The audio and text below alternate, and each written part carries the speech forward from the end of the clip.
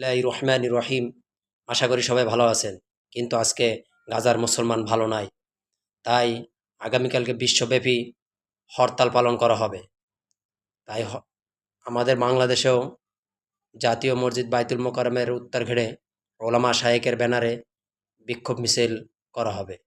তাই আপনারা যে যেখান থেকে পারেন বিক্ষোভ মিছিলে অংশগ্রহণ করবেন আর মুসলমানদের পাশে থাকেন। ফিলিস্তিনের মুসলমানগুলো অনেক কষ্টের ভিতর আছে। আর সেই ইসরায়েলের নেতানিয়াহু ও তার প্রশাসন সৈন্য মুসলমানদের উপর বর্বরতা হামলা চালাচ্ছে।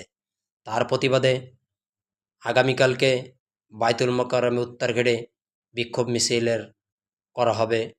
বাংলাদেশে প্রত্যেকটা জায়গায় আগামীকালকে জোহরের পরেই সবাই যার যার জায়গা থেকে রাস্তায় নেমে পড়েন এবং প্রতিবাদ জানান। সবাই মিছিলে অংশগ্রহণ করবেন ইনশাআল্লাহ।